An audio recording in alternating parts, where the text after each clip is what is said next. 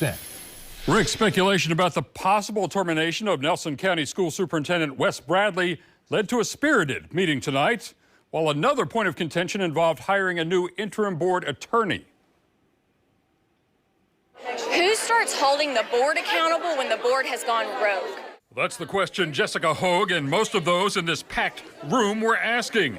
After rumors began flying that Superintendent Wes Bradley might be terminated by the Nelson County School Board by a vote of 4-1. Only board member Tracy Bowling was expected to support the continued employment of Superintendent Bradley.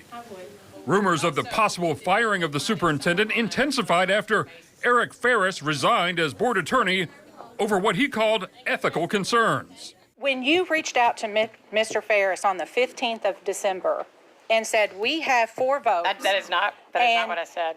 And you said, will you handle Tracy because she's going to throw a fit? That's not what I said. Or you said, I'm sorry, not the exact words. That's not what I said.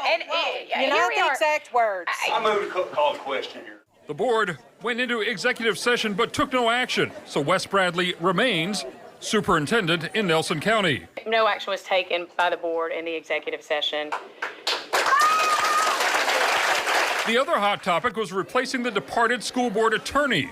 The board voted 4-1 to bring in Jake Thompson on an interim basis, with only Tracy Bowling voting against the Thompson appointment. This was pre-planned amongst 4 of the 5 board members. The fact that a lawyer showed up, that no one really knew who he was, Tracy had no idea that he was coming, and Diane and David and Nicole had no questions about his credentials, proves that there is ongoing corruption and unethical behaviors. It was the first time I saw his resume.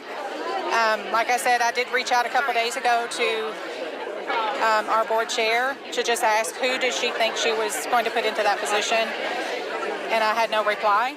This meeting just the latest in a series of heated debates between the community and board members. Back in October, the possible merger of the district's 2 high schools led to walkouts and resignations. We asked the other 4 board members for comment after the meeting. They all declined. Bottom line, the closed-door session to address the superintendent's employment results in no action being taken, meaning Wes Bradley continues as Nelson County Superintendent. Reporting live in the studio, Randall Cam, WLKY News.